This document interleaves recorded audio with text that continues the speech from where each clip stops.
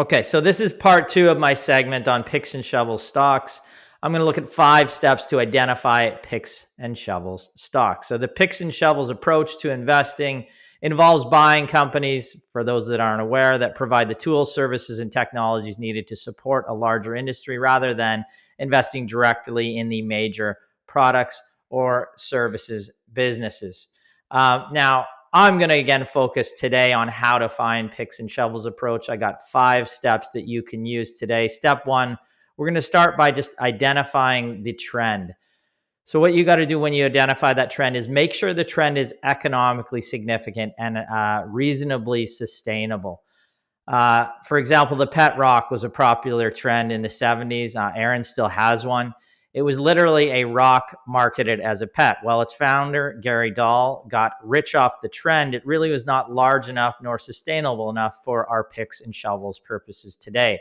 As far as trend that was large enough, we can recall from segment 1 on this, Samuel Brannan and the California gold rush. Gold fever was a national phenomenon in the US and into Canada, attracting people from around the world to dream of fortunes in California. While rare, it was a trend where big fortunes were made.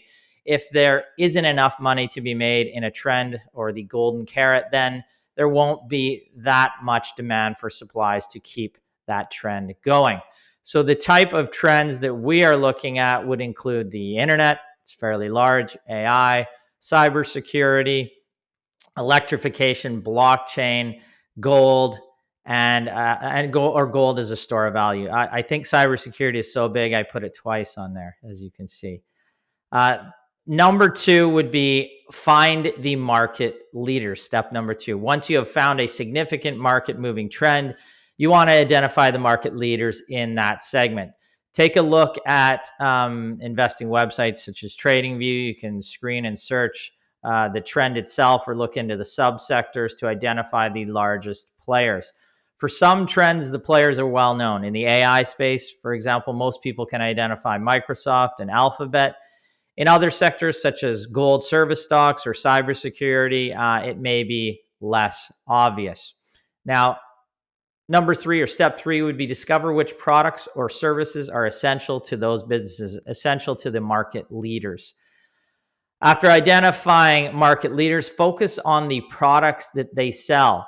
Determine what is essential to the product or service being sold, and is there something the market leading companies would be not able to function without?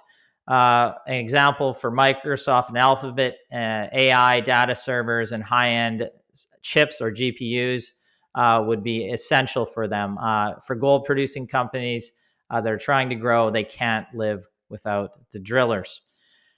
Now, step number 4 here would be to research the companies that make those essential products or services. Once you discover the essential products or services the market leaders in the trends cannot live without, you got to find out who is supplying the essential components or services.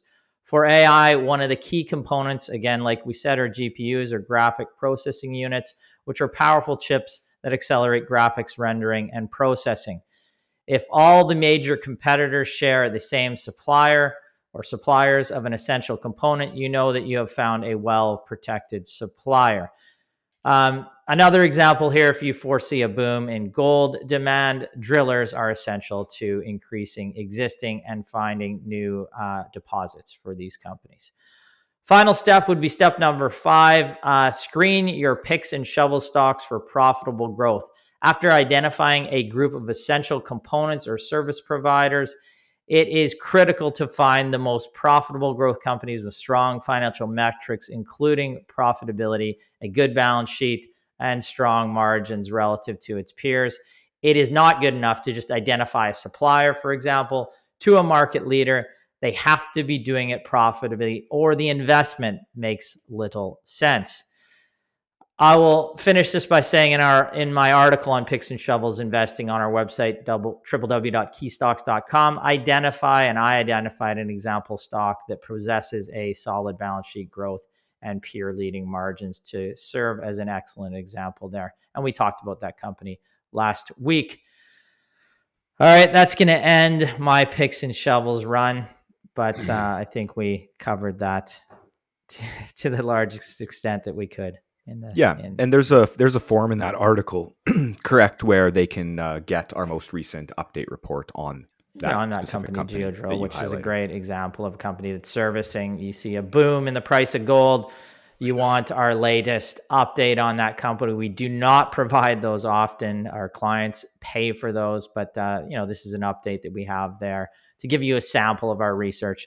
We have another company in research as well that we've just identified that is in that segment that trades at about 5 times forward earnings when we identified it, and it continues to grow this year, and a company that we recommend right now to clients. I mean, it's just good to have these different perspectives on how to approach investing in a certain segment, right? I mean, most people think, commodities, for example, well, you buy a miner, right? Or maybe a gold ETF, but there's just other ways to also approach it. And if you want to identify all the best opportunities, it's valuable to be able to look at it from those different viewpoints, right? For sure. And Aaron's segment's going to talk about producers, right? Today, exactly. at the tail end of the show. So we're going to bookend it with a little bit more on gold.